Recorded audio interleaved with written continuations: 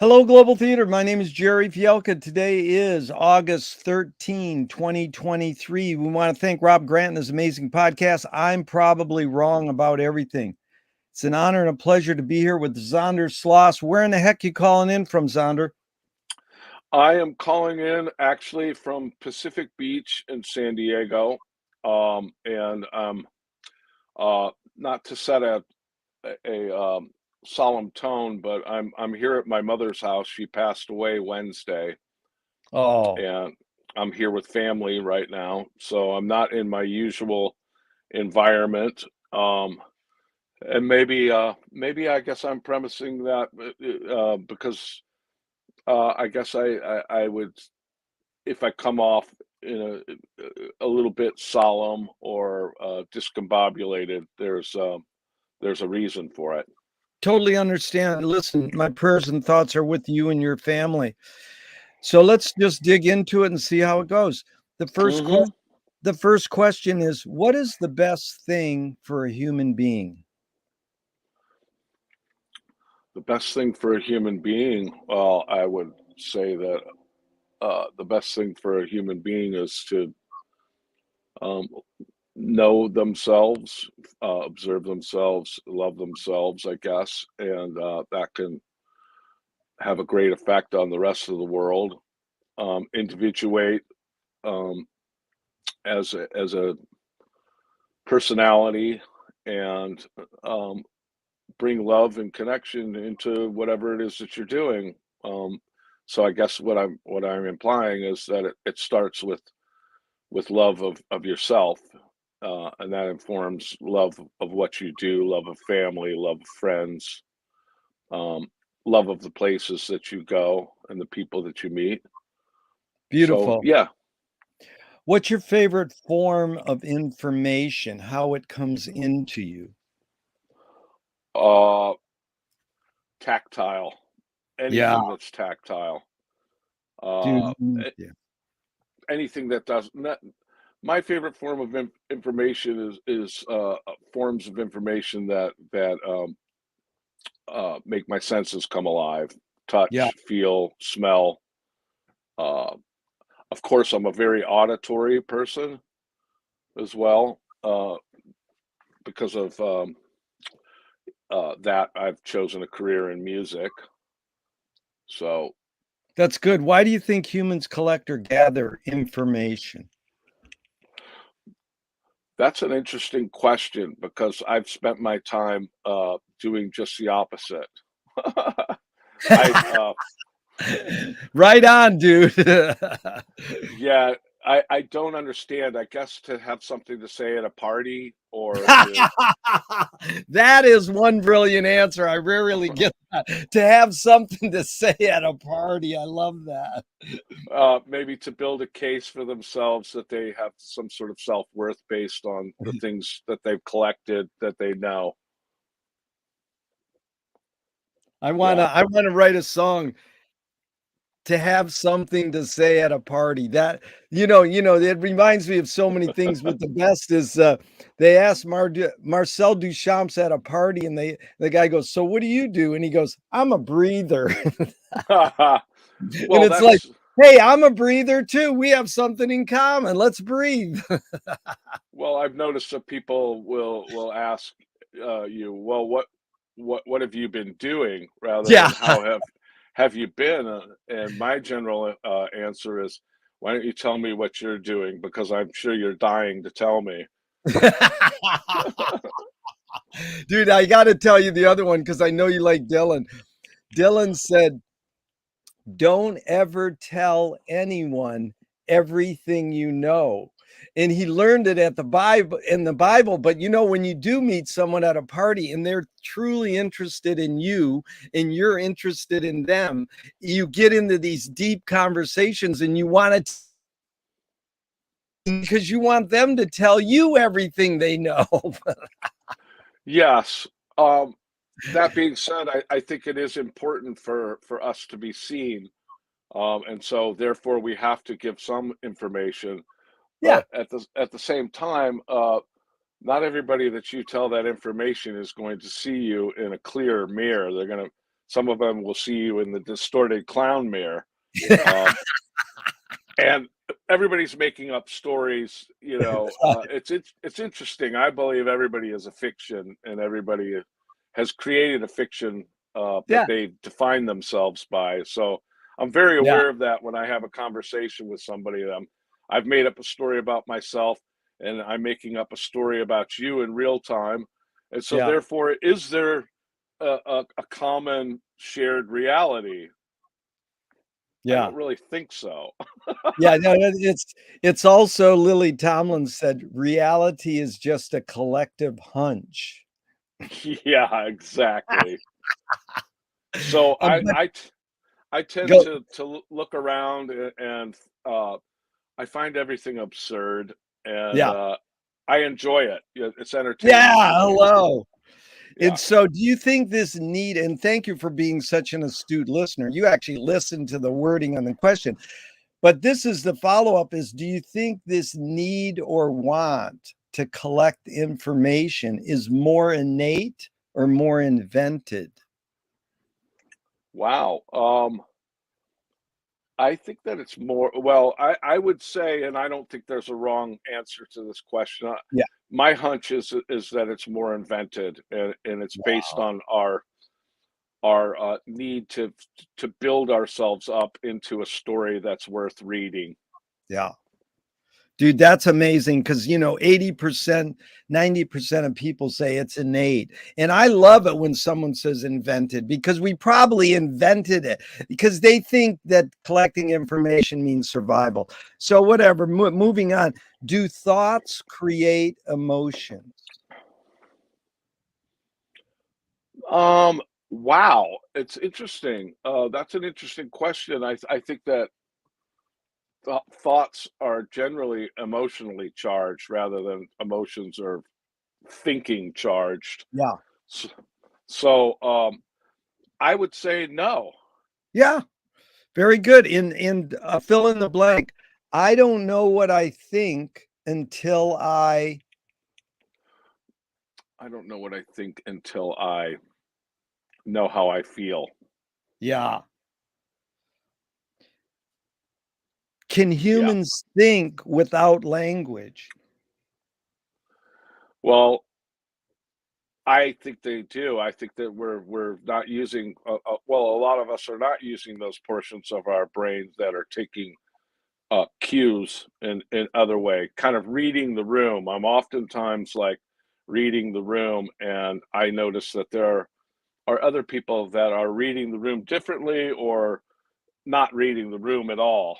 Yeah. Um, so yeah, I would have to say I do my best to not necessarily um, communicate with language or receive my information with language. Yeah. I don't like language. I think That that is language, well, I think that language is a way of informing somebody about what we think, yeah. and I think of what I think is of absolutely no importance. And I also oftentimes don't think that what another person thinks is of Yeah. importance. I'm more concerned about how we feel. Yeah. No, that's beautiful because Chomsky says a language is not just words. It's a culture, a tradition, a unification of community, a whole history that creates what a community is. What do Yeah, you do? What do you do when language doesn't work? When language breaks down, what do you do? make an instrumental out of it. You are one brilliant dude. You're knocking them out of the park. So you've tackled this, but I'm curious. I have to ask it in the wording.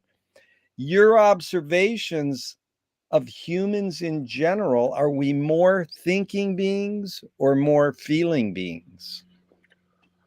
I would say that the numbers are not good for feeling beings. That and the reason why I'm saying that is because of the line of work that I've chosen. I think that there are a lot of people that are have their defenses up, and Their arms are crossed and they're trying to posture and present as being somebody who is tough, uh, because it means their very survival to do so. Yeah. And I think that that is part and parcel to why the world is as fucked up as it is right now, because we've all got our defenses up. Yeah.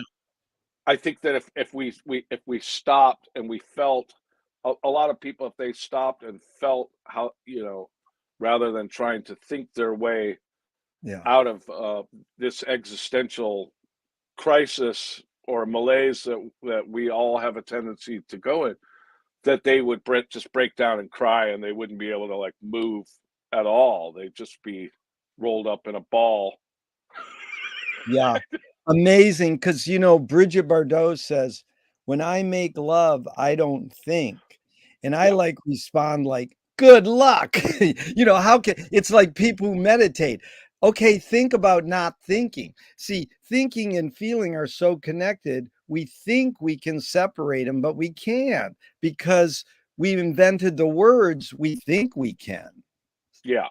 Yeah. Exactly, and I just think it's overrated. And speaking again to the line of work that I'm in, people say, "Well, what do you do?" I say, "Well, well, I write songs," but like I really would like to say that songs write me, because Right. Songs, it's right. it's not an intellectual process Yeah. if it's done in a way that helps you to transcend. Yeah. And if you can help yourself to transcend without thinking, then perhaps you can have a transcendent effect on the rest of the world, or the people in general that are listening Yeah. and feeling. So, Yeah. So here's 2 questions from, Turing in the '50s, Alan Turing. 1, is thinking a function of the soul?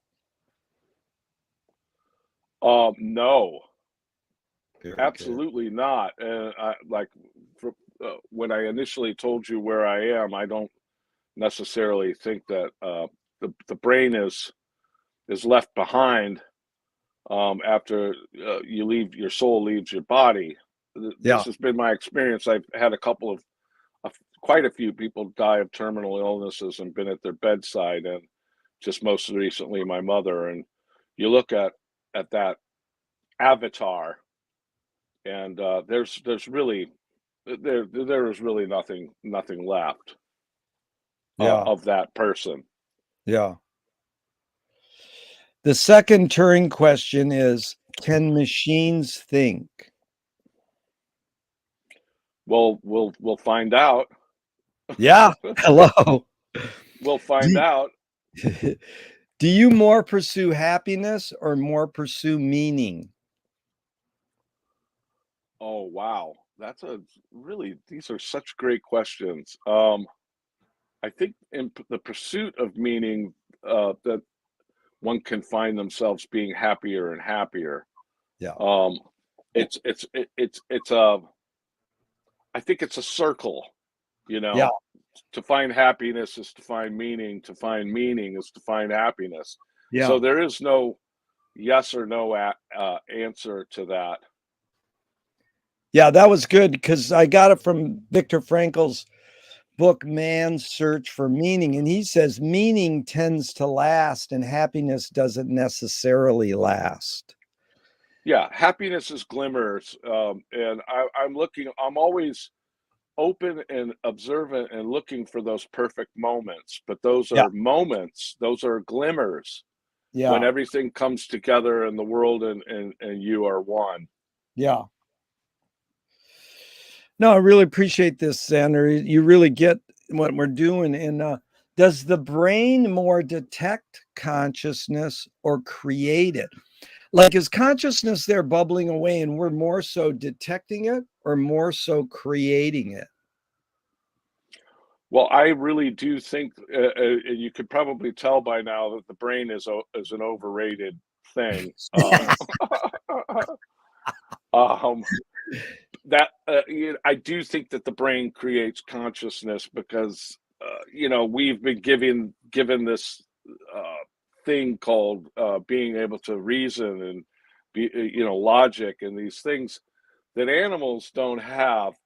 Um, and so we're all under some sort of mass delusion of what's really going on because of our consciousness. I I I really I take time to do this thing that I call a tactile day where I don't think, I don't speak, I Yeah, just listen, I feel, I smell, I taste, um, and I see. yeah, So I talked to a guy who was a practicing Buddhist, and he asked me, what who are you? And I said, I am my senses in this earthly realm.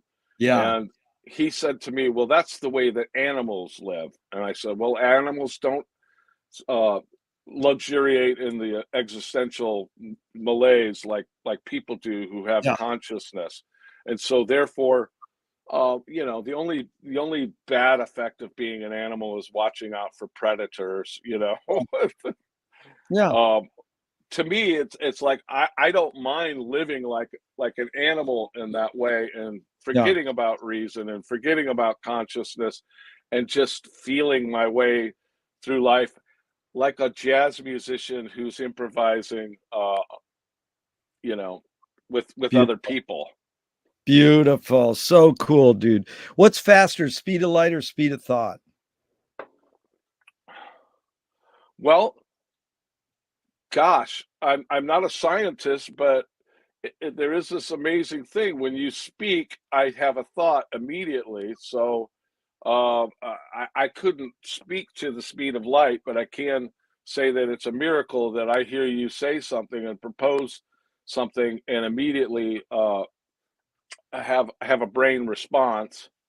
Uh, Sometimes my thoughts are clouded, and I don't think so quickly. Like today, I feel like I'm a little bit off due to circumstances, but I my experience is that thoughts are faster. There's no right or wrong answers to any of these questions, but that one you got right. Yeah, yeah. I believe it. So there's a poet, Audre Lorde. She said, you can't dismantle the master's house using the master's tools. Her colleague Yvonne Rainer said, you can if you expose the tools. What new tool do you suggest? Hmm. What new tool? Well, there are no new tools. Yeah. I don't think that there are any, and I would say just go to my main tool that I use is my heart. Oh, that is great. Amazing. Wow. And what do you worry about when you go to bed at night? Everything. Sorry to laugh. No, it's funny. Yeah, it is funny, everything. It Well, is my funny. mom, when my mom died, I got up in front of the wake service and I said, "Well, there's a lot of people in this room who worried that Dolores worried too much." And Yeah, I think there's a fine line between worry and concern. I thought my mom was just concerned, but people go, "Oh, you worry too much." I mean, what do yeah. you see? Is there really a difference between worry and concern? Well, I try to practice a little bit of mind control where worry is concerned. It's say I'm walking on a mountain and there's a sheer 1,000-foot drop, and I'm on a dusty gravel trail. Yeah, I worry that if I move to the left too far, that I could fall to my death. Um, that's a tangible fear right. or worry. The Yeah, things that are not tangible, like what's going to happen in the future, what does this person think of yeah, me, what do I think of myself? Um, the intangible worries are things that I try to control. So I ask myself when worries appear, these little phantoms appear, what do you want from me? What is yeah, it that you're here? I understand that you're here and you're trying to protect me, but what is it that you actually want from me? yeah. So McLuhan learned from Ezra Pound, the poet, that artists, musicians are antennas of the race. They're broadcasting and detecting the hidden psychic effects of our inventions. So we might be able to learn to cope with what we don't like about our inventions. So, Xander, I asked you the question Marshall probed his whole career. Why do we ignore the hidden psychic effects of our inventions, even though the artists are broadcasting them to us? I would imagine fear to look at oneself and Yeah, fear to actually hear somebody say these things out loud that we are absolutely terrified subconsciously. yeah, Um, and so, we are daredevils. Not everybody is a daredevil. We can't all be generals in this army. I'm not yeah, saying that out of ego. I'm just saying it's like we put ourselves, artists put themselves on the line to say and feel the things that most people are afraid to encounter on their own. yeah. Do artists have moral obligation? I don't know if it's a moral obligation. I think it's a predestined obligation, and Yeah, if you truly are an artist, you will feel that predestined feeling that this is why you've been I don't know, beamed down to earth yeah, uh, to do this thing, and it's literally a crusade. And if you don't do it, you're in uh, crisis. yeah. Are you more afraid of new ideas or more afraid of old ideas? Oh wow, this is such a great question. I'm uh, I'm afraid of definitive ideas. I'm Wow. afraid of old ideas can be very definitive, and I believe that politicians speak in absolutes and Yeah, definitive have definitive answers. I kind of like put the world in two categories: philosophers and politicians, and you'll see that the politician will have a definitive answer that is sort of serves him and his people, serves his agenda. But the philosopher only has good questions and remains curious and open to all around him. Um, so I would say some of these old ideas that we hang on to that define who we are, I think that those are a bit more dangerous than the new ideas. yeah, dude, you must have ESP because I got the question. It's rooted in something John Cage said. And then when they asked John Cage like one of these kind of questions, he'd go, "That's a very good question. I wouldn't want to ruin it with an answer." Ha ha, that's beautiful. But Isn't that? new ideas are amazing to Yeah, me. It's like that's what I'm here for, to ask questions. My god is curiosity, yeah, and that's what keeps my spirit young. That's what keeps me full of wonder. And so I'm not in fear of new ideas at all. yeah.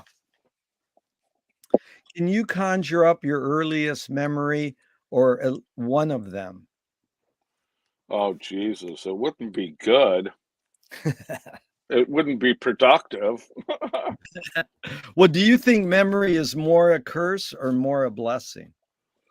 Oh my god, I just had a discussion with my brother last night who had drank like a couple bottles of Pinot Noir, and he appeared to me to be in a blackout, urging me to remember things exactly the way he Yeah, remembered them. And I said to him, "Look, I had a different experience than you of this particular memory. It may have been joyful to you, but it was very unpleasant to me." yeah, you know, and he was offended and almost downright trying to force me to remember it the way he remembered it. yeah, And I have no stock in anybody remembering or experiencing anything the way that I do. I exactly. I want people to be able to inform their dreams, their thoughts, their feelings Yeah, in their own context, in their own way. yeah. So tell me, Xander, thank you so much. This is really fun. Tell me someone within your immediate family and then outside your immediate family, just briefly, who had an impact on you, kind of like a role model? And what specifically was that impact? Uh, a lot of the impact that people have had is in my family is how not to be and Yeah. what not to do. Um, Yeah. I wouldn't say that I have specific role models in my family that inform uh, my like I would do what they do or Right. what they say. In fact, I sometimes go to some of these family members, ask them a question, knowing that I'm going to do exactly the opposite of what they advise me to do. Right. And I outside of my family, there are some people that are influential. I don't want to use the term "found family." That's such a gross for some reason to me. It's Yeah. kind of gross. Um, but there are people that I'm just amazed by that are so absurd, and I kind of watch them live and laugh and look at them in astoundment of how their choices and how they live, and that informs me. It's not something that I would mimic because I'm Yeah. sort of on my own path. Yeah. That's good. Did your parents raise you a particular religion? No, my mother was Catholic, and my father was Jewish, and I I didn't have any formal training in religion. I only um, I only have unfounded opinions of God and spirituality. I don't formalize my opinions about this great mystery of what is God, what does it look like, where Yeah. does he live, all that stuff. Like I said, my religion is curiosity, and so that being said, it's not something that I need to know. It's good. Do you pray? In my own way. Yeah. Not formally. I don't get down on my knees and cup my hands together, but yes, I probably in my mind I'm praying all the time. Yeah. If God does exist, what would you like God to say to you after you die? Oh boy. What would I like God to say to me after I die? Welcome. um, It's the answer I get the most. It's really beautiful. Do evil people exist, or does evil use people as a vehicle? oh wow. I think both. Yeah. Yeah, I think both. Um, there may be different species of humans out there that are you know, have evolved into to evil like in an organic way. I'm not in their tribe, um, Yeah. and I don't seek to understand them. Um, I don't seek to be around them, but I know that evil does exist, and I know that there are evil people. So Yeah. again, that's like a circular question. One informs the other. It is good, and it's really the follow-up is, how do you advise someone to deal with an enemy? And I'll set it up. Alan Watts says, if you acknowledge your enemy, you empower them. Coppola stole from the mob and the samurais, keep your friends close and your enemies closer. JFK said, forgive your enemy, but don't forget their name. And Fellini says, I need an enemy. So it's a lot of thoughts. The basic question is, how do you advise someone to deal with an enemy? But first, how would you respond to Alan Watts? If you acknowledge your enemy, you empower them. I would have to agree. I've had some people come after me, and I've had so-called enemies, people that were uh, a nemesis or adversely against my principles and my morals. And generally what I do is I observe them and then I disengage with them. Yeah. And they usually, bullies and enemies usually find another victim. If you are not looking for trouble, you're not going to find it. But if you are going to find it. And so I would advise the listeners, stay strong, know who you are, and look, they're everywhere. You know what I mean? It's just a Yeah. matter of keeping your mind open and keeping your mind clear so that you can see these opportunities to get away from these people. Yeah.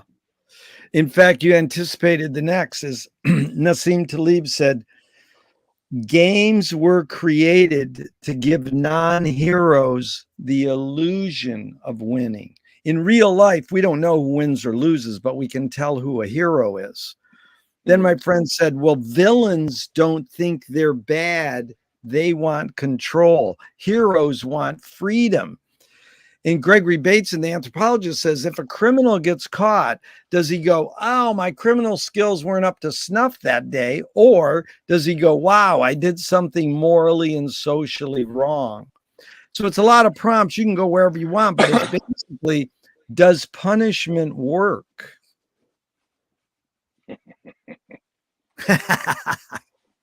Does punishment work? Well, punishment is, and it's pervasive. I'm not so sure that it does. Yeah. I know that it's there and it's always available. So no, I don't think it works. Yeah. Well, James Joyce was the first projectionist in Dublin about 100 years ago. He basically checked out. He said, this is stupid. Why should I go inside a building and see a movie of a tree when I can go outside and see a real tree? Years later, Faulkner said, sometimes the best fiction is more true than journalism. Why do we have to recreate things in order to get them? Why do we have to go to a theatrical play of people acting out life? Why don't we just live life? Well, there's an entertainment value, and there's not much that we can do in this life to entertain ourselves. So we need a forum for that, you know. But Yep. I don't want to see a story about a story or necessarily. I just I just think it's a means of us passing along information and experiences that was made up so that we could be entertained.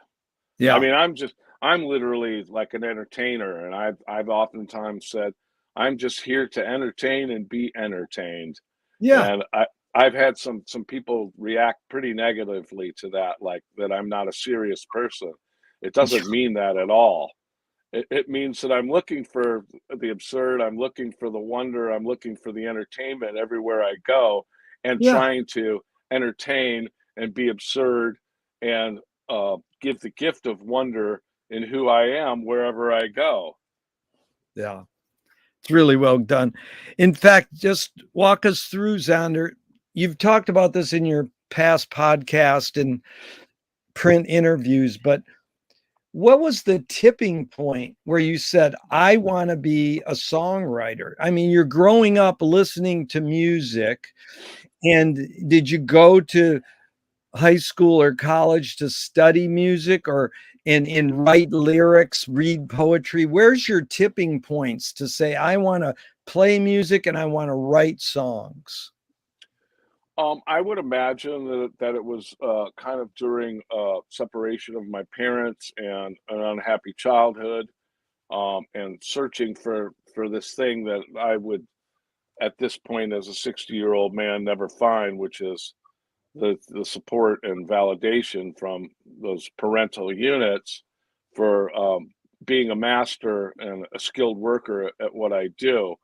Um, there's a relief in the death of your parents where you don't have to search for that anymore. Yeah. Um, but at any rate, yeah, I would say that was a form for me to be resilient in the face of sheer devastation. Uh, so it never was informed by a love necessarily of music. Yes, there's artists that I could point to that I said I would like to be like this Yeah. person, but it was literally it was literally done to get out of my head and out of my body, which I Yeah. was uncomfortable in. Yeah. So a screenwriting teacher told me great art is when you can clearly see the intention of the maker. Kubrick says the opposite. Great art is when you can clearly not see the intention of the maker. What role does intention play in your creative process when you're writing a song? Well, I know what I intend, but I rarely inform what that is. And I want people to make their own decisions. I use a lot of space, and I call it punctuation. You Yeah. can call it instrumental space, or languid tempos. But Yeah. I literally am trying to express myself in the deepest way, but not inform the listener how to feel or what to think. Yeah. In fact, Duchamp said there's no art without an audience. How much are you thinking of your listener when you're writing your song? 0%. Yeah. I don't really look. I'm in the quest to not stay out of the results of what other people think. I'm in the results of staying mostly out of what the results of what other people think of me. And I would say the master class, what I'm working on now, is staying out of the results of what I think of myself. Yeah. Heavy duty, dude. So McLuhan says everything we invent extends some humanness, like knife and fork extends our teeth. The shutter in a camera projector is extension of our eyelid. Even non-tangibles say uh, consciousness or philosophy might be an extension of consciousness. What does the stringed instrument? I mean, you started playing bass with the Circle Jerks. Thank you for all that great music. And you play guitar. What does the guitar extend for you? What humanness? Well, boy, what humanness. Uh, Emotions, but Yeah. really what it is the vibration of an interval of one string reacting to Yeah. another. It's sound vibrations Yeah. that create these emotions Yeah. musically, and the counterpoint, the harmony, um, the progression. Um, if it's done in the right way, it's the most powerful form of communication that there is. It's Yeah. otherworldly, and it's like, Oh, wow. So Zander fell out. Let's see if he comes back. Oh, here good. I am, here I Yay. am. How cool Sorry was about that? that. That was Um, the space between the notes. I like that. You're talking about the space, and that was beautiful. I love that oh, it was the languid tempo. But yeah, go ahead yeah, if you want to finish. Yeah. no, I think that if it's done right, it's the most powerful form of communication that there is. Nobody ever says, "Hey, man, that book or that piece of art that I saw helped me through a nasty divorce or the death of a loved one." They always point to music, Yeah. um, and it could be misused. I think that the power can be misused when people are divisive with it and they're looking for riches or they're looking for status or fame or any of those things. If they put that in front of the music, it can kind of ruin that effect. And I'm really I've said this so many times, in my mind. It's like, who are you and what do you want? It's like, I'm Xander. First and foremost, what I do for a living is play music and write songs. I'm doing it for my own therapy, Yeah. and in the hopes of maybe in this little blip of time having a transcendent effect for myself, which um, then informs as energetically out into the world to another person. Could be one person, it could be many people, but I want to, selfishly, I want to have a positive effect while I'm here on this earth because I think that's our duty. Totally. In a Yeah. Yeah, no, I totally agree with you. And you evoked two thoughts is You know, Frank Zappa was in church watching the choir sing when he was a kid, and he saw the candles move because the voices carried this wind. And he said, well, that's what music is uh, sound no molecule air molecule sculptures. You're sculpting air molecules, or like you said, sound vibrations. Yeah, And Walter Pater said it well. He says all art aspires to the condition of music, like painting in literature wishes it could be as cool as music, you know. yeah. Let's get into music. So this was good. You said that Copeland says the four elements or ingredients of music are melody, harmony, rhythm, and tone color. In layperson's terms, how do you describe what is tone color? Oh, tone color is I guess something that would inform an emotion. Yeah, And again, I'm speaking in terms of intervals. Like most people will identify a sad emotion or a melancholy emotion with a minor third, you know, as opposed to a major third. Every interval has its own personality. yeah, Um, like there's a comfort in the major seven, you know, yeah, that is oftentimes used in jazz. There's a dissonance that informs a feeling of discomfort and makes people ill at ease. And you know, in music history, like with the Gregorians, you know, the monks would only use unisons um, and octaves and perfect fifths. And when somebody, I forget who it was because I'm not a historian, um, flatted the fifth, yeah. it turned into the devil's interval, and you oftentimes hear that in heavy metal and Right. certain forms of like angry like music. But it's the the the tone color is I think uh, again a circle. It informs the emotion that we feel, and the emotion informs the choices that we make in tone color. Really good. And so Xander, how do you integrate, or which do you focus on?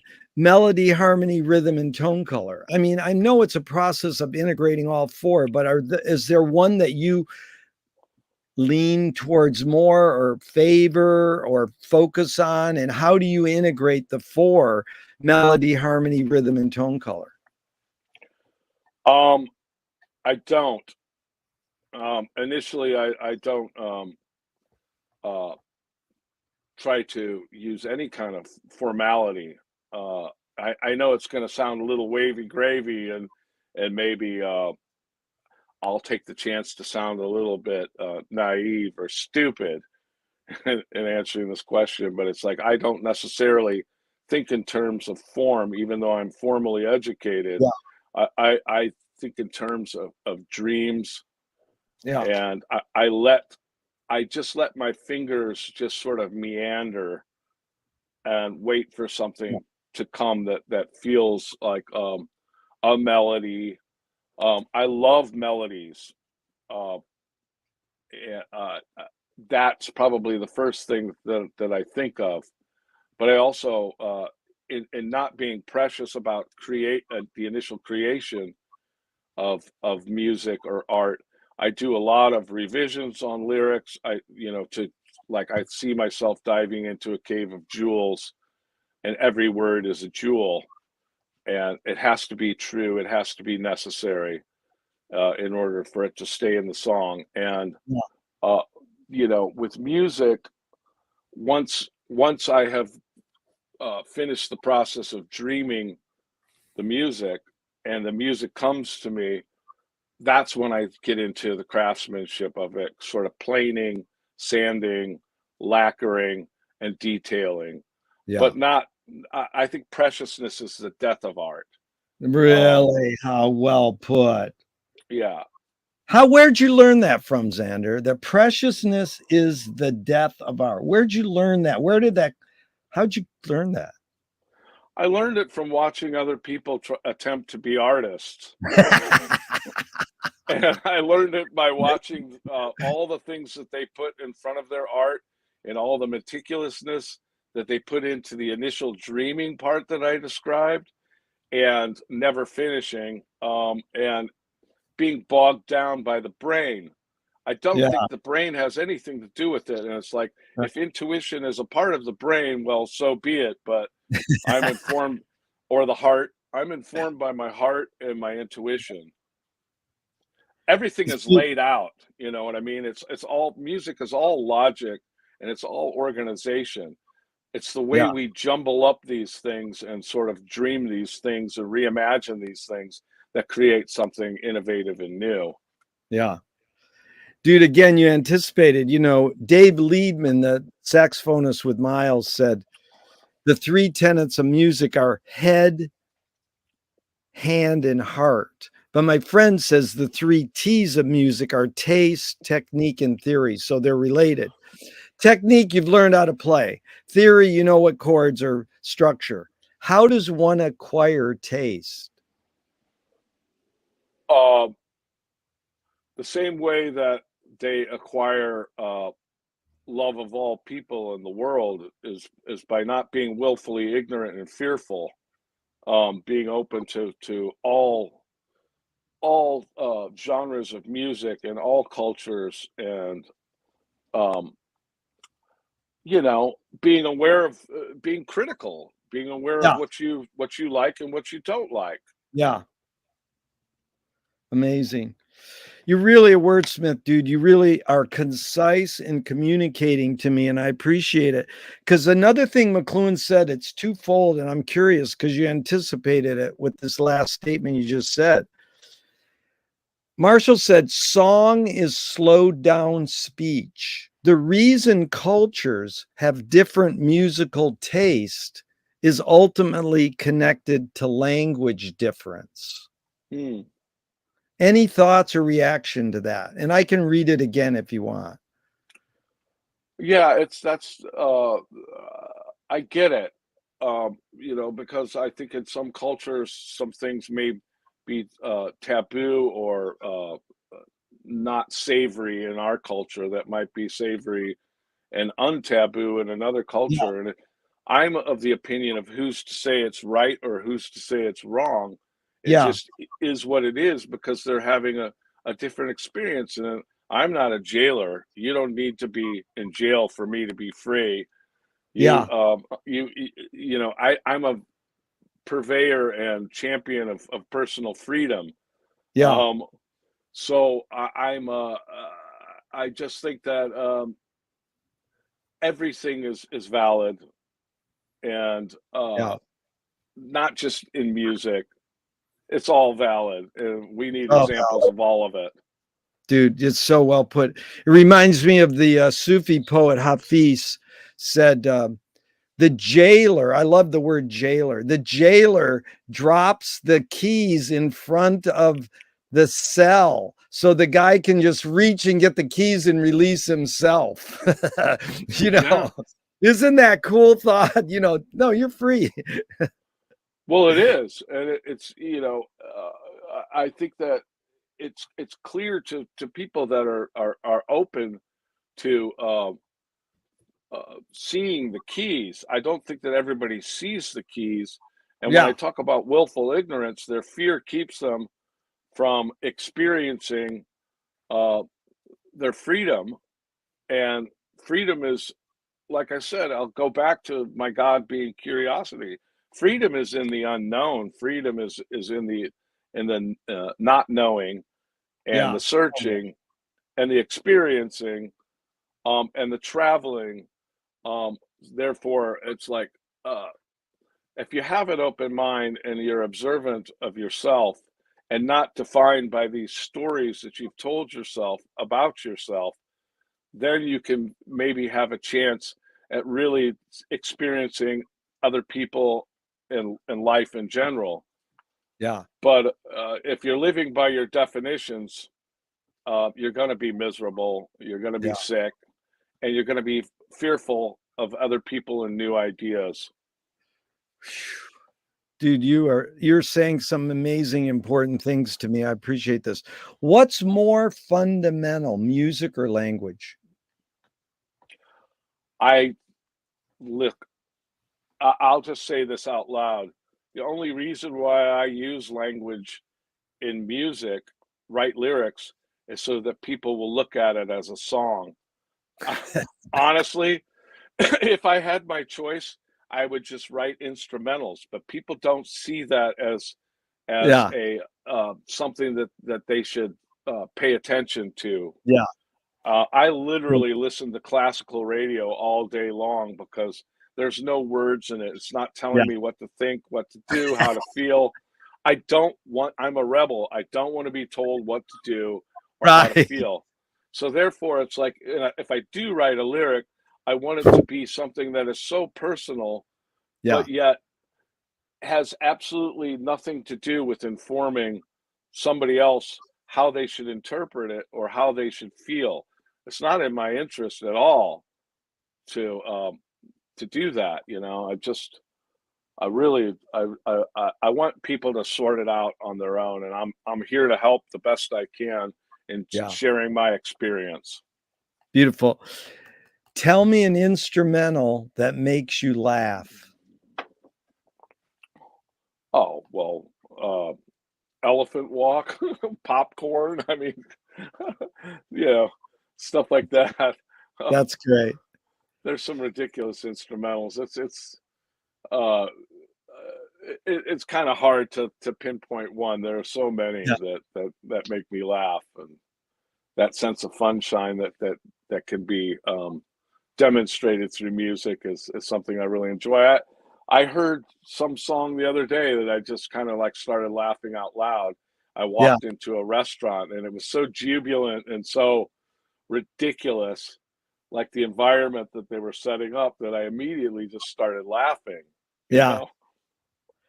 Your ears are tuned.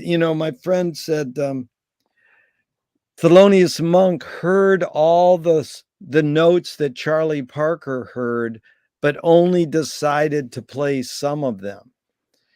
And Monk said there are no wrong notes. Any comment? Okay, I'm just gonna say that there are no wrong notes if you have a formal education or background in what notes are available. There are Yeah. wrong notes if you're just, you know, boobling around like without it, completely unfounded, and just throwing shit together. That to me is just noise. But like John Cage or somebody who could write something that is conventional but chooses to be atonal, that to me is valid. But I do think that there are wrong notes, but the wrong notes are made by wrong people who have wrong impressions of what it takes to make art. Yeah. Really well put, man. And Miles Davis talks about the space between notes. In fact, George Clinton says funk is the absence of. How do you integrate and have an awareness of silence? You talked about it earlier, when not to play, the space between notes. Well, because I I'm observant of myself and observant of when my dreaming place is activated, and it's never when the note is being played. It's always in between. And I'll say that there's some people that have mastered space, and I call them airbenders. Yeah. But say for instance, if you listen to John Lennon, Plastic Ono, his first solo album after the Beatles broke up, he was doing um, therapy with I think it was Arthur Janoff or Yes. whatever, primal scream therapy, and you could feel that he was slowing things down and leaving incredible amounts of awkward space. Yeah. And incredible amounts of space for dreaming. And I noticed that it was in between the notes.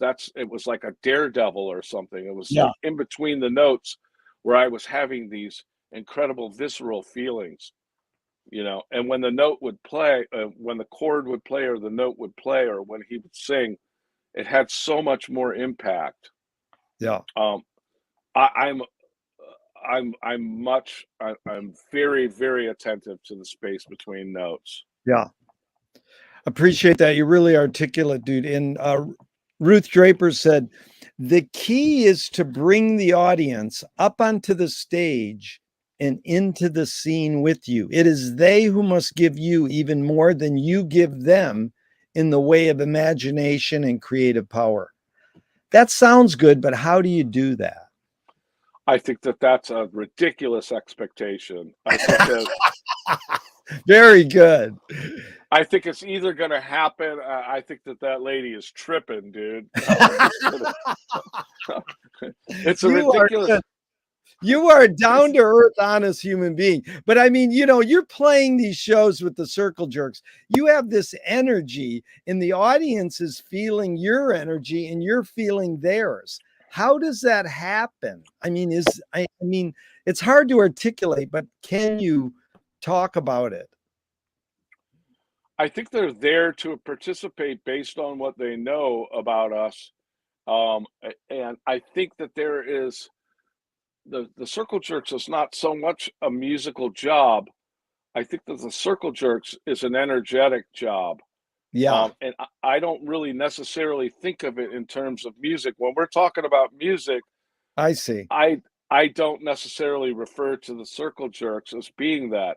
I think Yeah, that we are a powerful mover of energy, yeah, and a channel for people to express their angst, yeah, their rage, their letting go of uh, certain things by moshing in the audience, and yeah, they're not even paying attention to us, dude. They're like more attentive to their movement and what the other people are doing in the audience.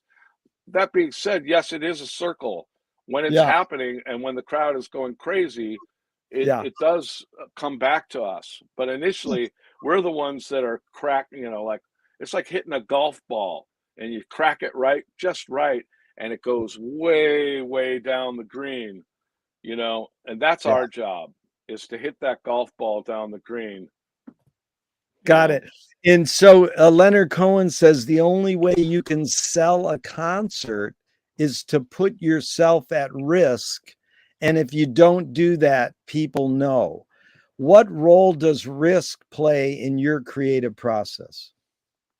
Well, everything, the risk of being exposed for somebody who is stupid, the risk for being exposed of somebody who is maybe suffers, maybe is weak, maybe is not the most gleeful and happy and well-adjusted person. The risk, especially in front of the audience, of will they like me or will they not like me? It's like, honestly, I've had to get to a place where it's like, I don't give a fuck.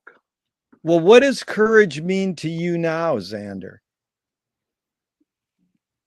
Courage means to me, and it always has meant to me, an ability to access your fears and lean into them. Because without incredible fear, we can't develop incredible courage. So Yeah, it's maybe saying it out loud, yeah, and maybe actually even mentioning it to somebody safe that you feel could share that experience with you or relate that experience with you. It's about confronting your fears and leaning into them. wow. Well, you probably already answered this in the last few moments, but I have to ask you, Viola Spolin, this woman who actually was a social worker in Chicago, and her role playing exercises spawned Saturday Night Live and the Groundlings and improv comedy. And she said, if the audience cannot see your struggle to achieve something, they cannot root for you to achieve it. What role does struggle play in your creative process? Um, well, at the risk of sounding vain, it's like I don't necessarily want to let people struggle. I want it to appear as a magic trick because Right. nobody wants to see somebody like them doing something that they can do. So it's my intention to be extraordinary and build an arc around myself and maybe a protective orb um, that says, "Hey, I'm doing something that's otherworldly, and it comes easy to me." So doing something that's impossible without without exposing the struggle Yeah. is where I'm coming from.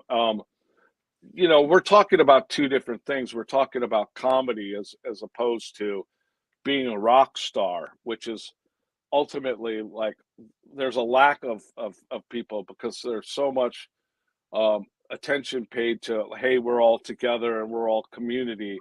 And I Yeah. say, bullshit. There are, this is going to sound shitty, but there are people, we can't all be generals in this army. Yeah. There are people that are doing extraordinary things that you can't do. Yeah. And that's entertainment. And that's what Yeah. that brings people into the theater, not to see themselves, not to see somebody doing something that they could have done if they stayed home. Yeah. No, it's really well put. And it's so great because so many of these past three or four quotes, just because I say them and I say, somebody important says them, people don't challenge them. They go, well, that must be right. And you actually listen to the quote, and it doesn't mean you have to agree or disagree with what the person said. So I appreciate that because that's what I'm after is like the deeper level, not the surface. We're deep sea diving. So it's like what Sunra said, the impossible attracts me because everything possible has been done and the world didn't change. Huh. Well, it would be ridiculous to have an expectation that it would, because love and hate are always throughout history rising.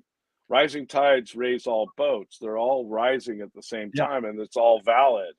You know, I don't like hate, but I Yeah. think it's here for a reason. You know, I prefer love, but I'm not Yeah. going to expect it to go away. Yeah. It's always been here. It will always be here.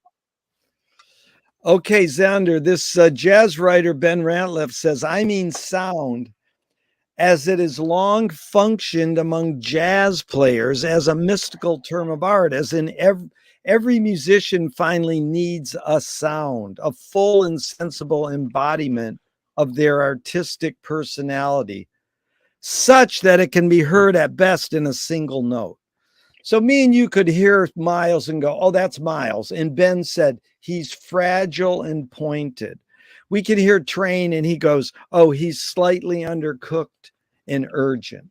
Yeah. If a writer that you really respected was going to summarize Zonder's sound in a couple words, what two words would you be satisfied and go, that guy got me? Um, Boy, just two words? Oh boy. Well, you can do a little variation, but a couple words. Well, I instead of answering the question, I'd rather speak to Go ahead. the Yeah. statement Yeah, go that you ahead. just made. Yeah. Um, I think that you've hit on something that is extremely important to me, and I don't know the answer to the question that you asked me, Yeah. but my whole intention is to be seen for my unique voice within 1 second of listening to me, and that's something I don't do with the circle jerks because that's already something that's there. But it's something that Yeah. my intention in being a solo artist and writing the music that I write, I've limited my palette to three colors and a very small palette. I believe that the individuality and the uniqueness of an artist is not due to his unlimited options, but due to his limitations.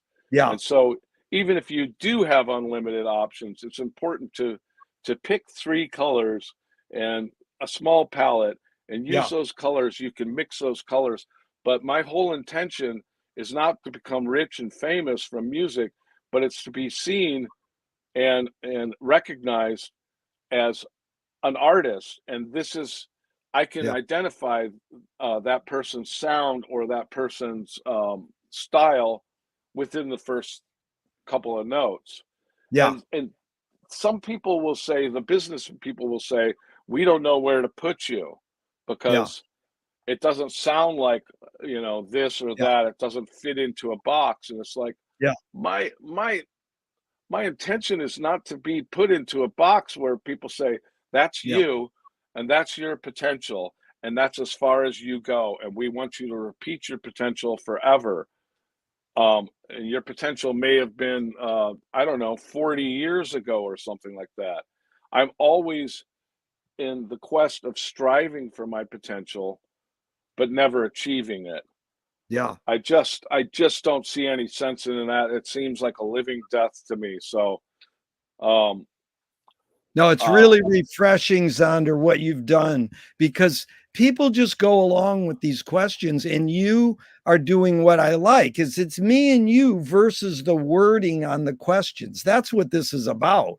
And so yeah. I that helps me mold it. It's like this one, you've anticipated this one throughout. Moshe Feldenkrais works with healing and movement. He says it's literally possible to identify a weakness and incorporate it to become a strength rather than we're normally taught to overcome a weakness. So tell me a weakness you turned into a strength. Well, say for instance, I'm a nearsighted person. I've been wearing glasses since I was 6. And I maybe made got made fun of for wearing glasses and having curly hair. Every single weakness that I've had, I've sort of built it up and elaborated into being an identification for who I Yeah. am. Yeah. So get bigger glasses if Yeah. people are seeing that as a weakness. Be the glasses guy. Yeah. Um, Grow your hair long. If Yeah. people see your curly hair as something that should be criticized or laughed at, make it even bigger. Yeah. You It's know, good. I don't necessarily define things in terms of weaknesses and strengths Yeah. or good and bad. Yeah. I don't I stay away from absolutes and defining these things. Who's to say, really? Exactly. We call that suspended judgment. In fact, McLuhan has a great line. Understanding is not having a point of view. It's getting the big picture. So what was the motive of the cave artist? What's your hunch or guess? Oh, well, I think that they discovered that they could uh, replicate the things that they saw in life, and I, I can't get into a caveman's head, but I would imagine that they took joy in it and they were just passing time. Yeah. I don't What's think that more there was. I think at that point, maybe our logic, our ability to reason, was not as great as it is now, which is actually a curse because we're ruining the world with it. yeah. I think Yeah. that they were just passing time and they discovered something that kind of, you know, brought them a little bit of joy that they Yeah. could do. Yeah. That's again another great McLuhan line. The Balinese have no word for art. They do everything as well as they can. I love it. Yeah. I love it. That's what I get from you. You're much like that. It's like you're not, okay, so what's more important, conviction or compromise? Oh my God, what a great question. It's What a guess what? It's my oldest question, and you know who I got it from? Christine McKenna. That's so amazing. And dude. I've interviewed her twice with a lot of. She really got me started, so I always love to give her kudos. I as soon as I read that, because she was our main interviewer, LA Weekly and everything, and I thought that was the coolest question, and that's my oldest question for 40 years. I mean, throughout this interview, I have to say it's like I'm loving your questions, and I'm loving connecting with you and finding somebody that I feel is on a similar crusade to me and in the same tribe. So Yeah. thank you so much for Oh, thank calling you. upon me. It's Um, been years. It's been years in coming, because I'll tell you, when I first started hearing your name I weaned Johnny Frusciante when he was 16 before he got in Thelonious Monster. He came yeah. over to my house. We met through the Zappa world. And then he was saying your name. And then it's like for 40 years, I was like, man, I want to interview this guy. And it just like finally happened.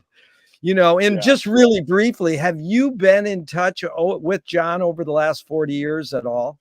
I mean, not recently, but Yeah, yeah, there was a time that Thelonious was rehearsing at his house, and yeah, that would be years ago. yeah. But So, getting anyways, back, that aside, yeah, I just wanted to yeah, let getting you know. back to your question, I think that there is no one thing that's more important, compromise or conviction.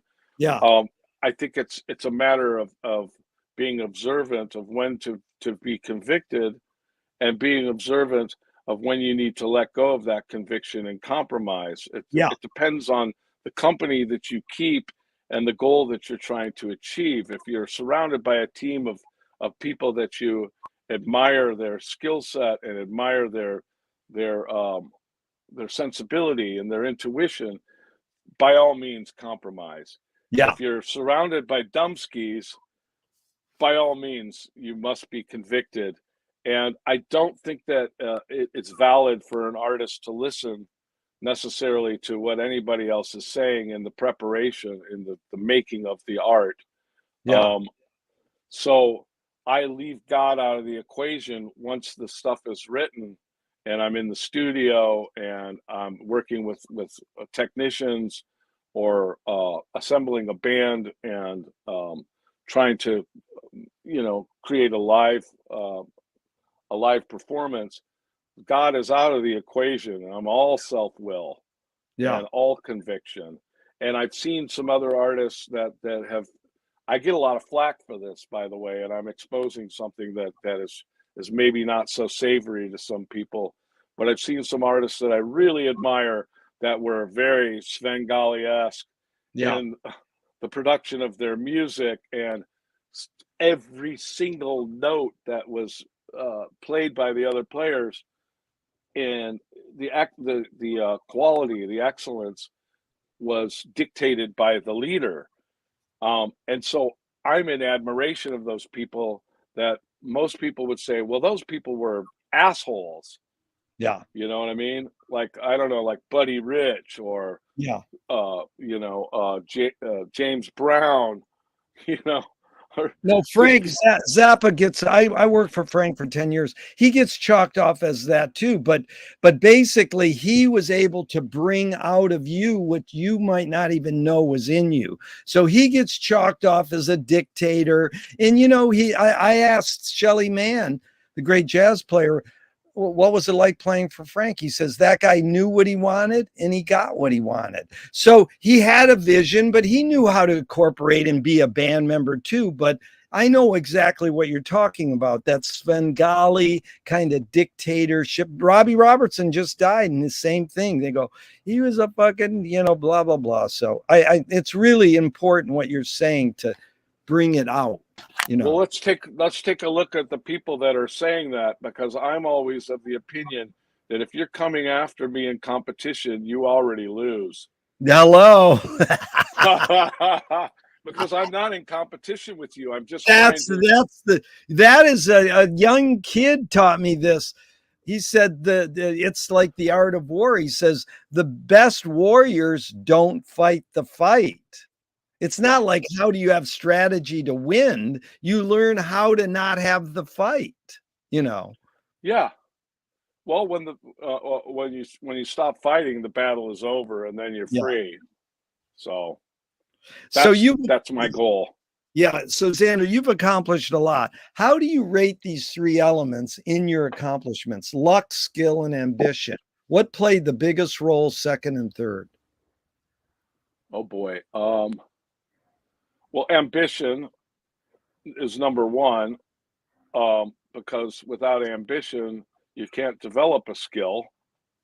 I would say skill comes next, and then the great unknown of luck, being in the right place at the right time, seeing an opportunity and jumping through that window when it presents itself to you, and saying yes. That's been a big part of my thing, where it's like I don't necessarily use my definitive vision to see where I'm supposed to be at and what's going to make me okay. If somebody says, "Oh, can you do this?" I say yes, and then I figure it out, or I'm overly prepared because I already know in my heart. Like, say for instance, Repo Man, they wanted me to act. I'd never acted. I've never Yeah, been formally trained as an actor, but I knew that I was overly prepared, so I said yes because I was a class clown yeah, and somebody that was uh, from an early age always entertaining my yeah, family and friends, and didn't really care who was watching. So if there were 50 crew members that were sizing me up and a yeah. camera lens, it didn't matter to me, you know. Yeah, So yeah. that guy who wrote Repo Man is brilliant because I quote one line from Repo Man about 5 times a year or more. It's the more you drive, the less intelligent you are. Ha ha ha. Yeah. That is a well-written line for a Hollywood movie. No, there's so many great lines in it, and it's like if you literally are driving a lot, you'll see yourself kind of be diminished into this angry, like Yeah, upset person who is saying the things that you would never say face to face with somebody. You fucking yeah, worthless piece of shit, get out of my way. You would never say that face to face to another person, and yet you're just diminished to this angry, like uncaring, unthinking, yeah. like horrible person. Well, what's that guy's name who wrote Repo Man? He also wrote River's Edge, and the kid goes up to his mom or his mom's boyfriend. And he says, "You come over here and you eat our food and you fuck my mother. You're a motherfucker food eater." Yeah, that's some great He was stuff. a great. He was in a wheelchair and he died about a year or two ago. He was a great screenwriter. So, anyways, No, Alex Cox wrote the script to Repo Man. oh, oh yeah, no, Repo Man. Did he write the script alone? I think it's based on something he met as it's a UCLA Hispanic dude. Also, anyway, No, no, no, that's okay, not true. okay. I've been trying to interview Alex for many years. By the way, I know. Are you still in touch with him? I am, and Yeah, I would say that you should pursue that because Alex is dangerously intelligent I know. and punk rock, and Yeah. um, he he's somebody to be reckoned with as far Oh, as I know. his thought Oh, process. his student film at UCLA is mind blowing. Anyways, on and on. Here, a few more. We got about 10 more minutes. So, T.S. Eliot said, poetry is outing your inner dialogue. What language is your inner dialogue in? Oh wow, what language is my inner dialogue in? Esperanto? I don't know. Oh, Unknown. that's um, it's in gibberish, is what it is. oh, that's good too. Honestly. I love it. I know you played with Mike Watt. Mike Watt is a big fan of Finnegan's Wake by James Joyce, and people think it's gibberish, but it's much deeper. It's like the dream language that you've been talking about. So, is perception reality? It has to be because Ah, that's all we have. that's all we have. So two of my film heroes have this mantra: ignore yourself. There is no self-expression. Cecil Taylor said, I'm just a vehicle and this stuff just comes through me. Is art making, music making more self-expression, or more you're a vehicle for whatever technologies, cultures, and environments are dominant? I think that initially it is not of ourselves, and I've oftentimes thought of this. It becomes ourselves when we add words to it. It Yeah, becomes ourself where when we put our stamp on it and say written by. yeah, But I don't necessarily think that that's true, and it's astounding to me. I've oftentimes thought of this as where this is coming from. If it's a tree that we're all plucking from, you'll see that people have a similar idea at the same time. If it's from a star, like I don't mean to sound like a hippie or all wavy gravy, but it's one of the great mysteries for me. Like, where does music come from? Where does art yeah, come from? It's as mysterious to me as God, love, and what happens to us after we die. yeah. I really, I really would be, I think, doing my world and myself and the world a disservice in answering that question. That's good. In fact, Paul Krasner nailed it. He says, I only believe in reincarnation in one of my past lives. Okay, but Zonder, can art making be egoless? Oh, well, I don't think anything can be egoless. I think that we could be observant of our ego within the process, but I don't think that we could ever lose our ego. Yeah, Um, I really don't. And it's like if you take a look at your ego and you get it in check, you're not the king of the world and you're not a piece of shit. yeah, Um, you're somewhere flexing in between those things, and none of it is true. yeah, I just I'm not necessarily looking for the truth of who I am. Um, I'm I'm interested in how I'm evolving and what's happening in the present. So yeah, um, it's hard to say, you know. yeah. But it is sort of that be here now, Ram Dass. In fact, Wyndham Lewis nailed it. He says artists live in the present and write a detailed history of the future. But you've been doing this for many years, Zander. Tell me one major element that stayed the same and one major element that's changed. Wonder is something that stayed the same. Yeah, Um, Something that has changed is that I'm not necessarily doing it for validation. Um, I would like some validation as a byproduct, but the reasons why I started doing this are rather sad. I think, you know, because of a feeling of nerdiness and not fitting in and needing the love and support of people around me and people to validate and say, "Hey, you're good. You know, you're really good at what you do." And maybe to get girls or whatever, and all that stuff is a byproduct. So I would say that, wonder is the thing that has stuck with me, but my intentions are different. I do it all out of love, and that's it.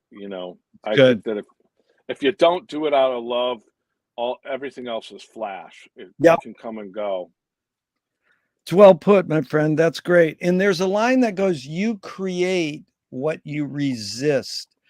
Bob Goldthwait, the comedian, morphed it into you are what you hate. And James Joyce said, it's curious thing how your mind is super saturated with the religion in which you say you disbelieve. Louis Buñuel nailed it. He said, thank God I'm an atheist. So just when I say you create what you resist, I don't mean you, Zonder. One creates what one resists. Any thoughts on that line?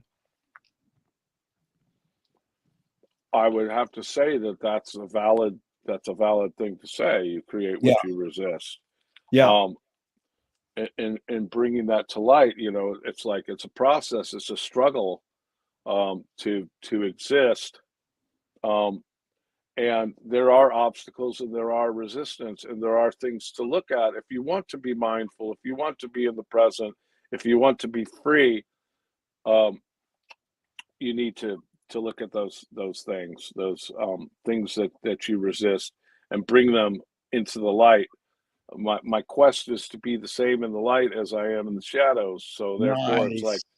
I'm going to be in touch with who my shadow self is Yeah. and bring that out into the light, and so that I'm not parceled out and I don't know. Um, I'm just one person that you have to deal with, and I think the truth is something that I'm very interested in because it helps you to sort me out and reject me or accept Yeah. me. And I think if everybody was in the pursuit of the truth, then we could get an idea of what we're supposed to do with one another.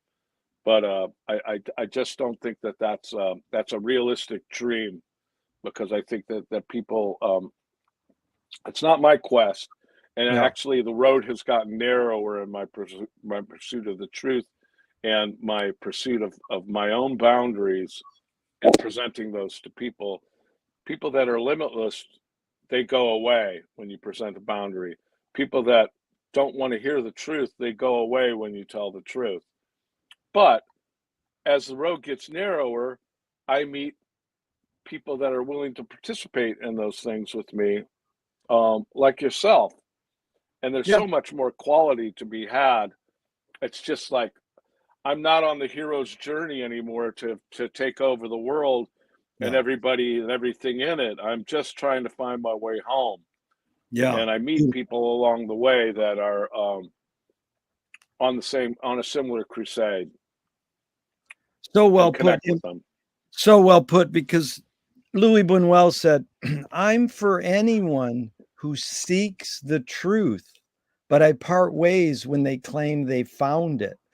So the so one guy said everybody says that's right, and one guy said that's bullshit because if I'm going to pursue something, it's because I want to find it. So I morphed it into the question. The cliche goes, the journey's more important than the destination. Why do we have to name or seek a destination if the journey's more important? I mean, you don't. We know what the destination is. It's predetermined, you know, and nobody's getting out of it alive. Well, can you forget to die?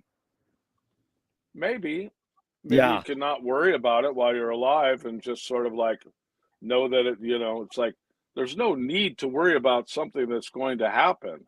I mean, yeah, it's not like is it going to happen or is it not going to happen? It is definitely going to yeah. happen. How do you find peace of mind?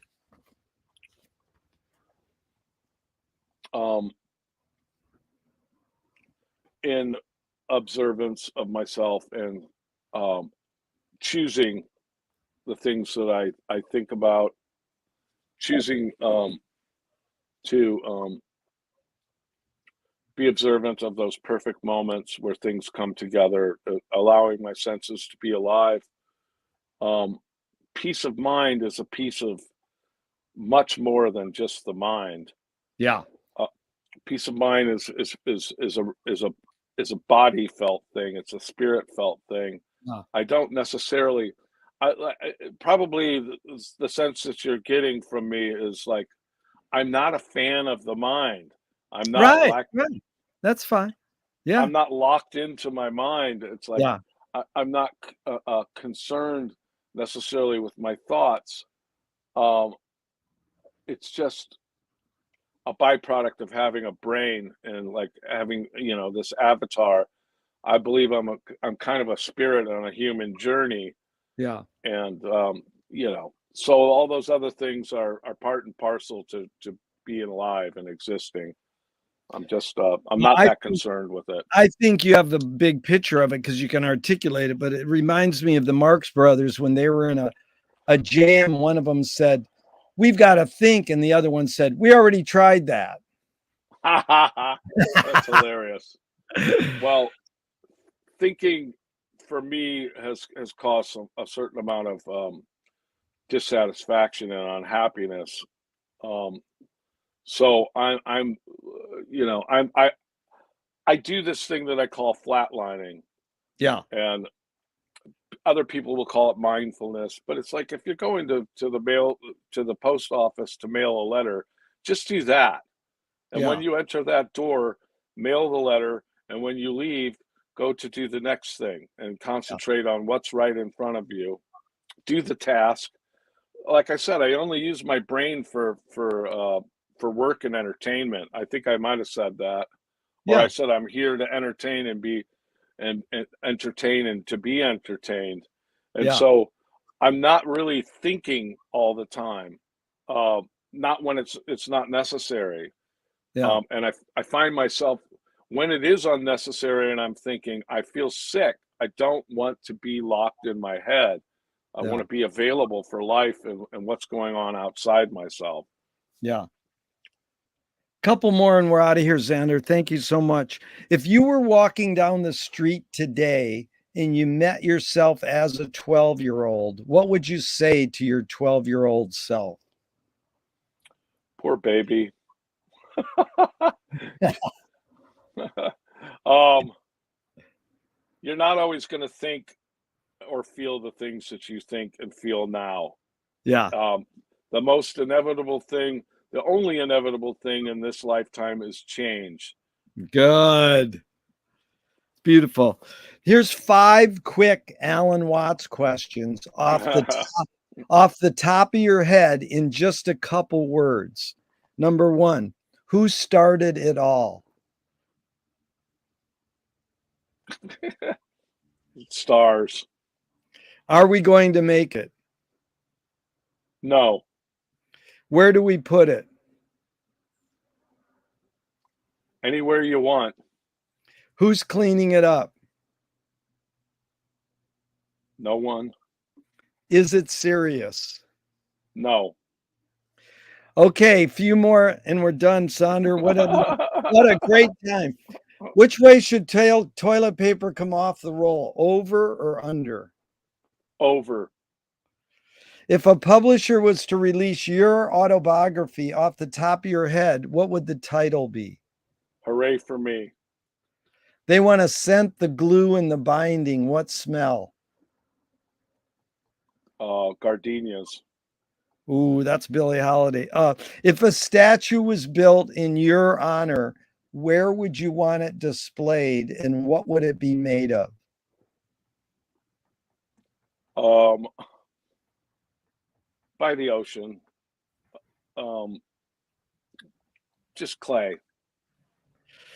Tell me something good you never had and you never want.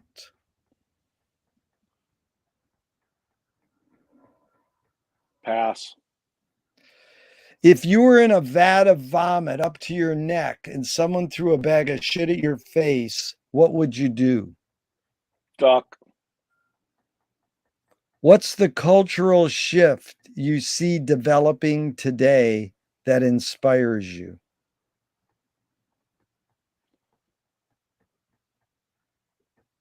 I don't. What question remains unresolved for you? All of them. How has being a creative person shaped your behavior?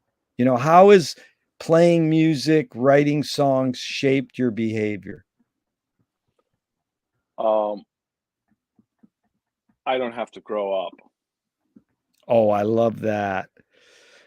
Thornton Wilder said, art is confession. Art is the secret told, but art is not only the desire to tell one's secret, it's the desire to tell it and hide it at the same time. You've laid your cards on the table for over 90 minutes. I'm not insinuating you haven't already answered this. What's it really all about for you?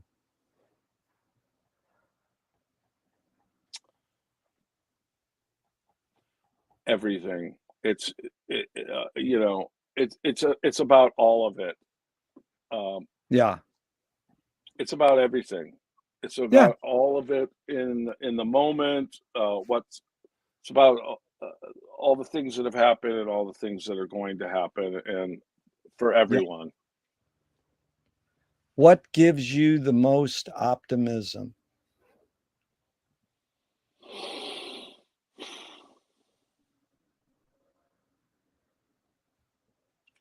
Um, Boy, that's such a difficult question to answer. Um, I don't want to say hope. I don't want to say something wrong. This is a question that I think I might have to pass on. Yeah. Well, let's leave it open ended. It's like John Cage. It's a very good question. I wouldn't want to ruin it with an answer.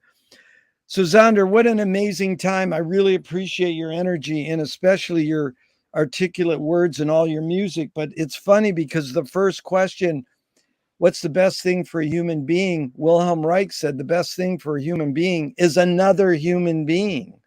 In the Haha. last in the last question is what they asked Groucho Marx at the end of his life. What gives you the most optimism? And he said, other people. Huh. So it's been immensely enlightening to share this time with another person. Zander, thank you so much. I really appreciate it. Absolutely. Hey, thank you for thinking of me for this, and I'm so thrilled to have met you. I feel like uh, it was an important thing to meet you finally. Zander, it's been a pleasure. And I wait for the day when we can meet in person. And even though I'm going to hit the end broadcast button, I hope this will never end and we can keep talking forever and ever. Well, I will be down in your neighborhood soon. The 22nd, I'm playing Venice West. All right. Venice West on the 22nd of August. Yes, come down and see me. Let's meet in person and have a discussion. How cool. Zander, thank you so much. I really appreciate it. Thank you so much, Jerry. All right, dude. Bye. Bye.